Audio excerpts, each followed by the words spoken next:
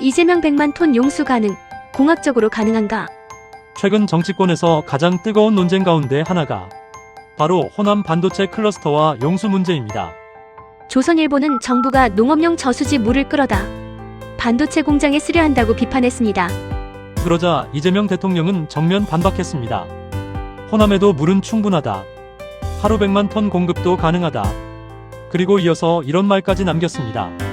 부처 눈에는 부처가 보이고 돼지 눈에는 돼지가 보인다. 과연 누가 맞을까요?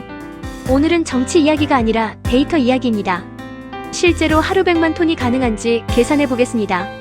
먼저 하루 100만 톤이 어느 정도 규모인지부터 알아야 합니다.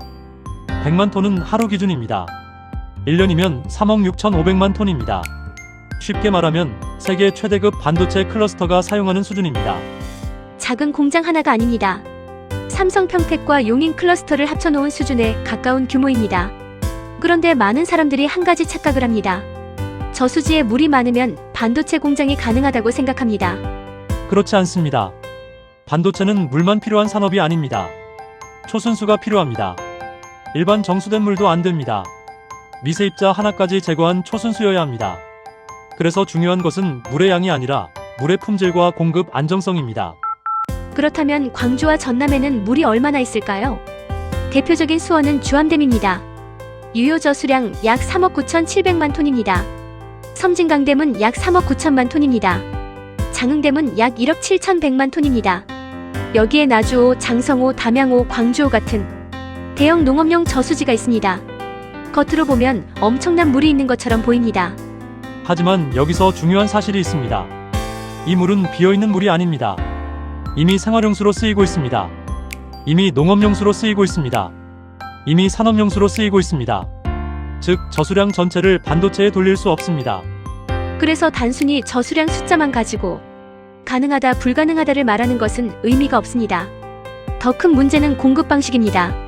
만약 주암댐에서 광주 첨단 3지구까지 물을 보낸다면 어떨까요? 대략 45에서 50km 규모의 대구경 송수관로가 필요합니다. 정수장도 만들어야 합니다. 가압장도 만들어야 합니다. 관로도 새로 깔아야 합니다. 전문가들은 최소 수천억 원에서 1조 원 이상 비용이 필요할 것으로 봅니다. 영산강 수계나 농업용 저수지를 활용하는 방법도 있습니다. 거리는 더 짧습니다. 하지만 수질 문제가 생깁니다. 유기물과 각종 성분이 많기 때문에 반도체용 초순수를 만들려면 처리비가 크게 증가합니다. 결국 관로비는 줄어도 운영비가 늘어납니다. 그렇다면 대통령 말은 틀린 것일까요? 그것도 아닙니다.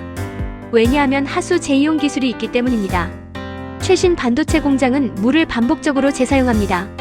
광주권 하수처리장과 산업용 재이용 시스템을 활용하면 상당한 규모의 물을 확보할 수 있습니다.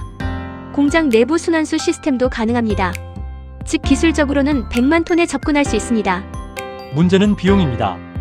바로 여기서 본질이 드러납니다.